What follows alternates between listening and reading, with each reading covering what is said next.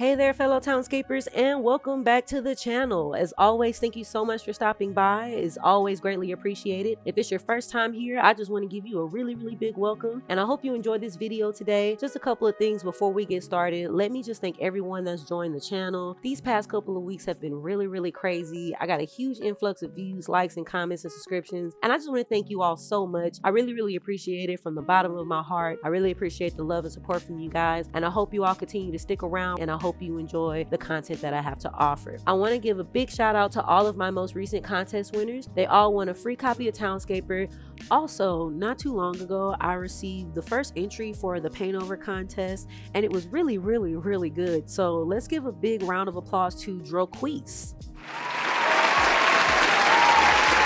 He entered the paint over contest, and his entry was really good. His work is really impressive. He entered some photos, and I will show you one here, and he also entered a code to add to the gallery as well. If you are on Twitch, you can find him there under the name Droquis. I hope I'm pronouncing that correctly, and I'll put it in the description. I'm really excited because he is the first entry, and it was a very good one. So shouts out to him for his amazing submission. You can see his full submission photos and the clipboard code in the gallery on my website. Go check him out and show him some love, okay? Just go see what he's doing. The links will be in the description. If you want to enter the paint over contest, the link will be in the description. All you have to do is watch the video below, and it'll tell you everything that you need to know. It's very simple. You do a paint over, you submit the photo. If you want to insert a code so that other people can check that out on Townscaper as well, then you will have the capability of doing so. So with that being said, allow me to welcome you to Townscaper University. This is my official basic tips and tricks guide. I have other videos, but this compiles everything into one. Once you are finished with this guide, you will have officially graduated from Townscaper University, and you will be a master of Townscaperology. So let's just jump right in and get started. I also added some chapters so you can make this crash course even more crash coursier if you have to run through it. So let's talk about bases or foundation. The most important thing in Townscaper is your base or platform. You cannot build any structure without a base. Your base can be on the grid, it can float in the air, or it can be on scaffolding. You'll see what I mean as we go through the guide. So you have the simple cobblestone base, you have the structure or a house block on scaffolds, and then you have the ever so popular floating base. Of course, to make a simple cobblestone base, you will just have to point and click, and the base will take the shape of the grid. When you are building your base and you find yourself in a situation where you want your blocks to be a specific shape while building, do keep in mind that the shapes are highlighted no matter the surface. So to generate a simple scaffold base, you just pick a shape. You want to click on the grid and build a tower to your desired height. After you build this tower, you simply remove all blocks from below. The only thing that you should have left is the top block, and scaffolds will generate as you remove the lower blocks. It's not required to keep your cobblestone block or your cobblestone base once you have generated your scaffolds, as they can stand in water. There are a lot of things that you can do with scaffolds. Although they aren't really my favorite aesthetically, they still serve a purpose, and they make for some very interesting builds. If your towers are really tall, what you can do is you can use Townshell. It's a tool that will allow you to remove blocks located within certain levels, and once you remove those blocks and you enter the code into Townscaper, you'll see that depending on however many blocks you remove from that tower, it will be replaced with scaffolds. It's really cool, but we're going to talk about Townshell very soon. I have a whole chapter dedicated to Townshell. So to make a floating base, you want to find circles or other shapes with rounded corners. Here's something really cool that I want to show you guys. I saw this in a Discord from a user named DVS Dave. His photo here is a really great example, and it really made my brain explode because I honestly would have never thought of something like this. I mean, just look at this and you can see what kind of amazing shapes that you can make float. He is really good. So, you know, this is something to keep in mind. Use your imagination. Try to see what you can make float. You never know what you'll come up with. So when you're making your floating bases, keep in mind that you can place them as low as you want or as high as you want, but you have to make sure that there is at least one block of space in between the grid and the platform. It's very simple. After you pick your shape, you just build to your desired height. If you want your floating base to be as low as possible, of course, you would just place 2 blocks and build your shape on the second layer and remove the bottom block. If you want your floating base to be higher, you would just build a tower within your shape, and then when you get to your desired height, you would fill in that shape and remove the tower from below. At this point, your propellers should generate. If you find yourself in a situation where your base will not generate propellers, you want to look at your shape on the grid and just make sure that there are no sharp corners. Sometimes the star shape can be the cause of this. You may have to play with it a little bit, but for the most part, it is pretty easy. If you have a full base and you don't want to disassemble or demolish it to increase or decrease your height, you can always use Townshell. Once again, this tool is amazing. It has plenty of functions that allow you to edit and manipulate your builds, but we're going to talk about this a little later. Let's talk about stairs. Stairs are really easy. You can pretty much put stairs almost anywhere. Please keep the word almost in mind. To make a simple staircase on the water, you need a 1x3 base and 2 blocks, one on each end, leaving the middle an open space. This will generate a very simple staircase that leads to the ocean. If you want to make your stairs wider, it's as simple as expanding your base. Remember that stairs can only be 2 blocks wide, but you can always make a staircase next to your existing staircase. If you want to make your stairs taller, you would have to, of course, expand your base like this.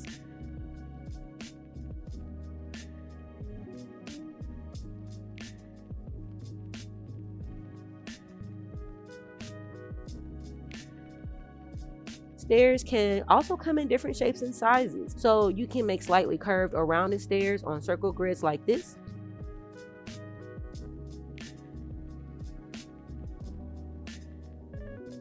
And you can also make stairs on small corners like this.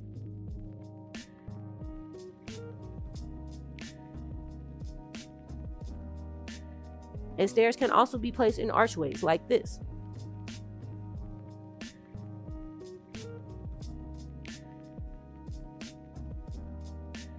So let's move on to archways and doorways. Archways and doorways are similar in the way that they both require a wall of a minimum of 3 blocks wide to work. To build an archway, you need to place a base of 3 blocks. Then you want to build a wall at a minimum size of 2 blocks tall. You can also make your archways taller like this, and they can be enclosed to make a door like this. You can make them wider, but you just want to widen your base and add a roof to the top. Archways can also be generated in different shapes like so.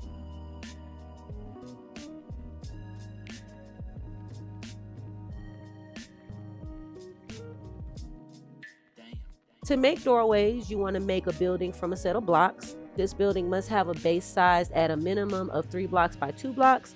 Then you want to add a second and third layer to your base like this. After that, you can make your doorway by removing the middle block on one of your walls. If your building is small, like this model, the 3x2 block model, you can always make your doorway a small tunnel by removing the middle block in your doorway like this. If your building has extra walls behind the door, you can make entryways to your door like so.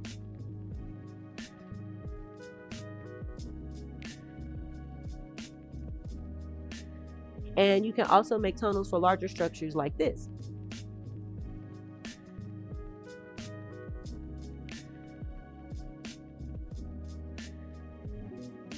And you can also make your doorways taller like this.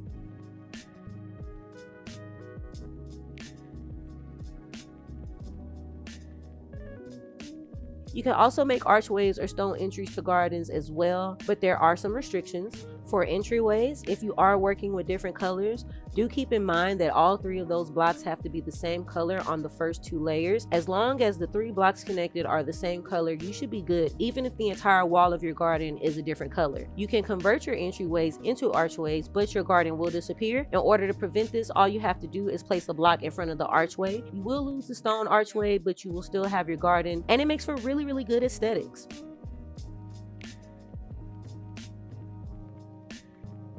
So let's move on to roofs. Roofs are very easy. It's as simple as placing more blocks on a cobblestone surface. When your structures or buildings get bigger, you will have to manipulate the surface a little bit. From my personal experience, your roof will turn to cobblestone once your building reaches a size of 3 blocks wide. This can also happen when making long walls with structures attached.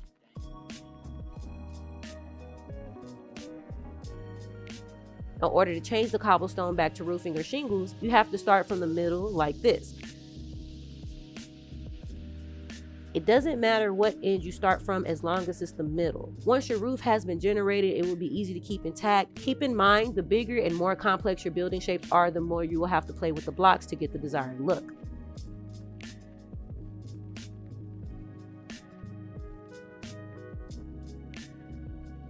So let's talk about balconies. Balconies are one of my favorite things to do. I need to get in the habit of making more, honestly. Balconies are really fun because they look really nice when generated on a shape other than a square, but they look good on squares as well. They are very easy. It's just a matter of extending a block from your building or structure like this. You can also put them in front of archways and doorways like this. My favorite thing to do with them is to put them on abnormal shapes like this.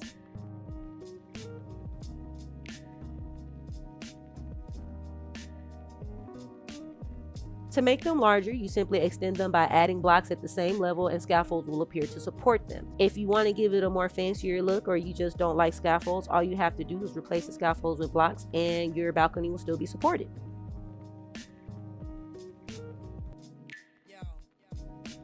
So let's move to cranes and lighthouses. To make a crane, you have to have a base of 3 blocks. The best way to describe the next step is to basically make an archway. The minimum height would be a wall of 2 layers. After you make your archway, you want to add 1 block on top of the archway right in the middle. Then you want to remove the 2 blocks on each side of the second layer like this. After, you want to remove or demolish your archway by clicking under the top block like so. You can make your cranes taller, but you cannot connect them directly.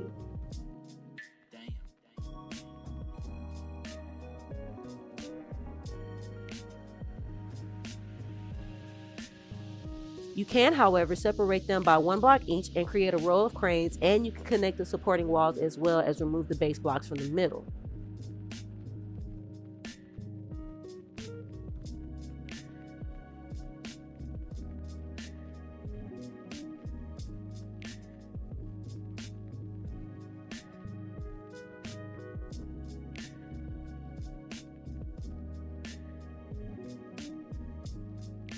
Lighthouses are very easily done. All you have to do is make a tower and alternate your colors. You can mix any colors, they don't have to stay the same. Something to remember is that you cannot use the same color right after the other or you will reset the pattern.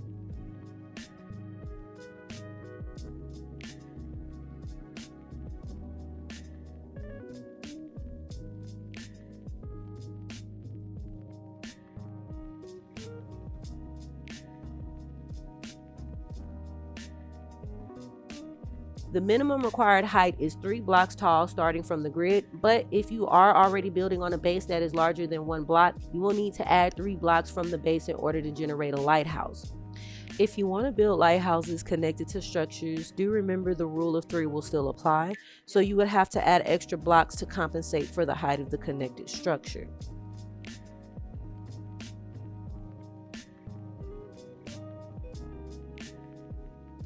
Lighthouses can also be placed on cranes like this.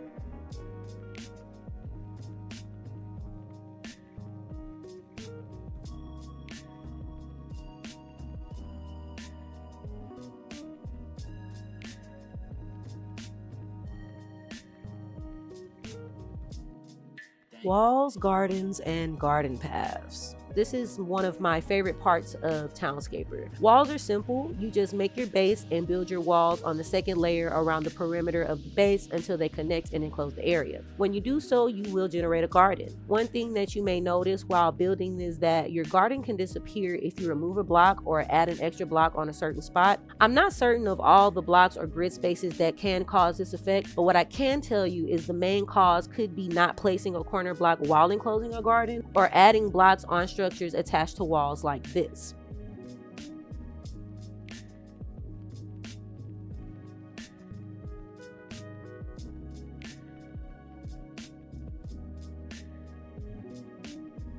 Depending on where you are on the grid, small stone gates and fences will generate based on the grid shapes or patterns.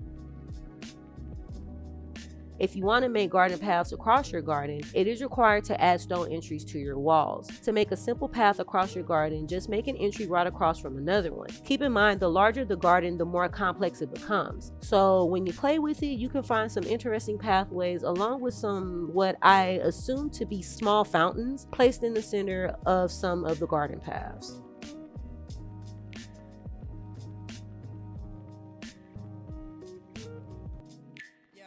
Something else to think about is the placement of blocks around the garden paths. If they are too close, the paths will disappear. So if you want to maintain your garden paths, you just want to make sure you avoid the very edge of those paths.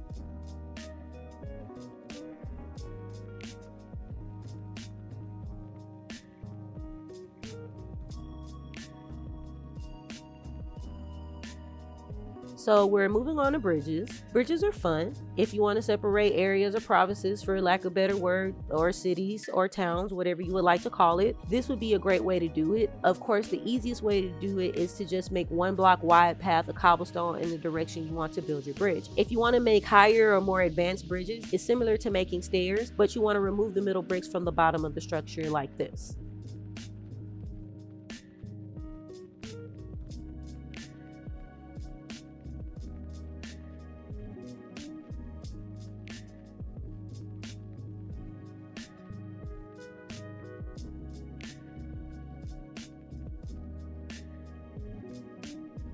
So let's talk about clotheslines and flags. Clotheslines and flags are easy to generate. They can generate in between towers and they can generate in the middle of archways.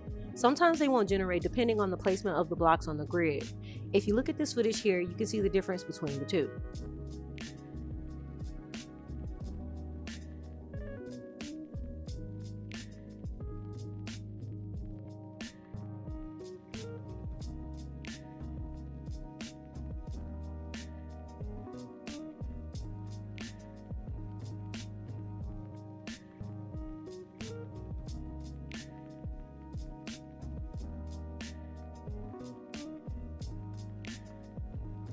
So let's talk about Townshell. This program is really amazing. I talked about Townshell before a few months ago, and I was really impressed by this tool because it really takes Townscaper to a whole new level. The video that I created is slightly outdated because there was a recent update, so I will go over the program today briefly so that you can see what is new, but I highly recommend you going to MokoJ's channel so that you can see the full showcase video, and you'll also have access to the download. So this is Townshell. You can do many things like change the height of your builds, you can change the colors, you can remove blocks, combine builds. There are even preloaded codes that you can use in order to just get yourself on the right path if you're looking for some inspiration. This one right here is my favorite. I just really love the way it just came out. It really does look like Mickey Mouse. And it makes the Townshell experience even better in my opinion. There's so much more to this program. I can't, do it justice. Honestly, you have to go to MokoJ's channel to see it for yourself. So make sure you go show MokoJ some love. The links will be in the description below.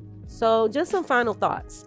I've had a couple of townscapers ask me if I had any advice as far as building is concerned. The only advice that I have for you guys is to take your time and use your imagination. Townscaper, in my personal opinion, is art. It's a digital canvas that allows you to create beautiful towns. No two towns will ever be the same, and everyone's style is different. You have to play with the grid and just see what's out there as far as combos. Don't be afraid to remove blocks here and there because you never know what you're gonna get. And if you don't like the way it looks, you can just change it back. Play with the colors and you'll notice how connecting blocks may or may not change. Just messing around with the grid and different colors will give you a new perspective on aesthetics. Just experiment with it and get crazy and just let your imagination soar. You'd be surprised what you can do with Townscaper. Seriously, I see some really cool stuff on Discord. By the way, if you're not in the Discord, you should definitely join it. I'm gonna put the links back in the description. So if you want to join the Discord and you want to meet like-minded people who also enjoy Townscaper, that is the place for you to be. That concludes this tutorial. You have officially graduated from Townscaper University, and you can move your tassels to the right of your cap to signify your rite of passage in Townscaper Academia. I hope you guys enjoyed this video. Please make sure that you check out the links in the description below. There are some really amazing people that I talked about. MokoJ, you gotta go check out Townshell. You gotta go check out Droquis and go check out his Twitch. Go check that out. Just go do it, you guys. Join the Discord. Just go do it. I hope you guys enjoyed this video. Thank you all for your support. As always, it's greatly appreciated. I really appreciate it from the bottom of my heart. I hope you guys stick around for more, and I hope you guys continue to enjoy my content, and I will see you all next time.